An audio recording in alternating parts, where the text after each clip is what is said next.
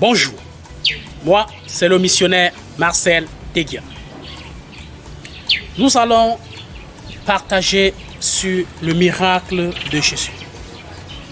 Le miracle où il a multiplié 5 pains et 2 poissons pour nourrir des milliers de personnes. Je voudrais attirer ton attention sur une chose. C'était 5 pains et 2 poissons. Ok. Matthieu chapitre 4, le verset 4 dit ceci. L'homme ne vivra pas de pain seulement, mais de toute parole qui sort de la bouche de l'Éternel. Oui, il y avait 5 pains, il y avait 2 poissons. Le pain renvoie à la parole de Dieu. Moïse, donnant la manne au peuple d'Israël, parce qu'il devait se nourrir pour avoir la vie et vivre en consommant la manne. Et Jésus vient et dit, Moïse ne vous a pas donné le pain du ciel, mais je suis le pain qui est descendu du ciel. Je suis la parole vivante, que lorsque tu me consommes, tu as la vie. Le poisson renvoie à quoi? Au miracle. Lorsque les apôtres, ayant rétrogradé dans Jean, chapitre 21, et qui sont rentrés à la pêche, toute la nuit en tant que des pêcheurs expérimentés, ils n'ont pas pu attraper un seul félin ou un seul fétin autant pour moi.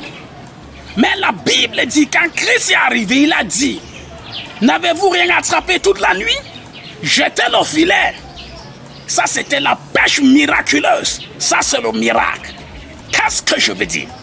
Aujourd'hui, des hommes courent après des miracles, mais ils ignorent une chose, qu'on a besoin plus de la parole que du miracle. Pourquoi? Parce que c'est la parole qui procure le miracle. Il y avait 5 pains et 2 poissons. Une vie qui est basée seulement sur le miracle est une vie paralysée, est une vie qui n'ira pas loin.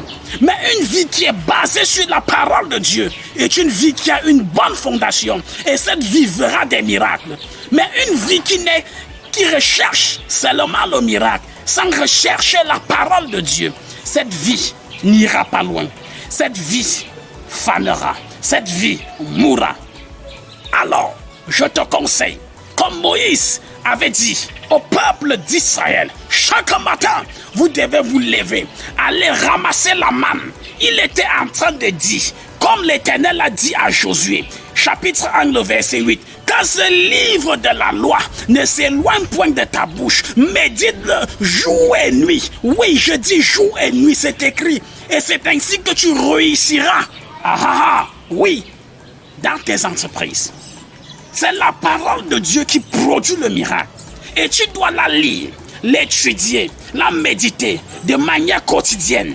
Et la Bible dit jour et nuit. Psaume chapitre 1, il dit, heureux l'homme qui ne marche pas selon le conseil des méchants, qui ne s'arrête pas sur la voie des pécheurs, mais qui ne s'assied non plus en compagnie des moqueurs, mais qui trouve son plaisir dans la loi de l'Éternel et qui la médite jour et nuit. Qui la médite jour et nuit. Oui, j'insiste.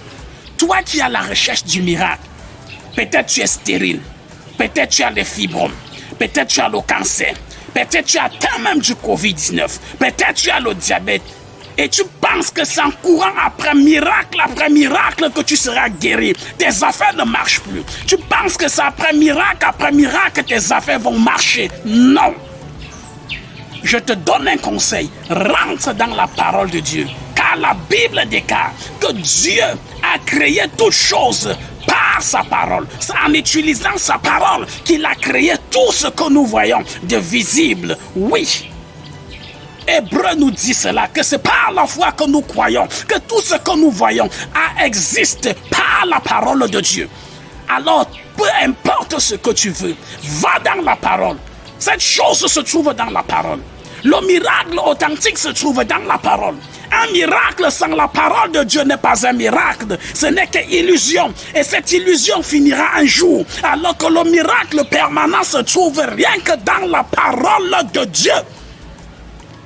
Mon frère, ma soeur, peu importe ta situation, peu importe ce par quoi tu passes, peu importe ce que tu vis, je t'interpelle, va dans la parole, lis la parole, étudie la parole, médite la parole, jours et nuits. C'est ainsi que tu verras le vrai miracle. Le premier miracle qui va t'arriver, c'est le fait que tu acceptes la vie de Jésus et que tu vis la vie de Jésus. Voilà le plus grand miracle. Autre miracle que ça n'est pas du miracle. Le vrai miracle, c'est lorsque tu acceptes la vie de Jésus-Christ de Nazareth et que tu vis cette vie au quotidien et tu démontres aux hommes que j'étais dans les ténèbres dans le passé, mais aujourd'hui je suis dans la lumière.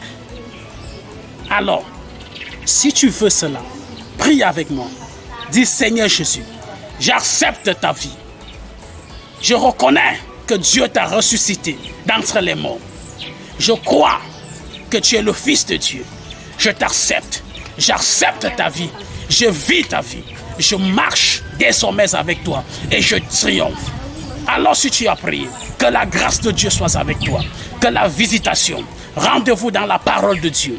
Je te recommande à la parole de sa grâce qui va t'apporter le vrai miracle. Que Dieu te bénisse. Shalom.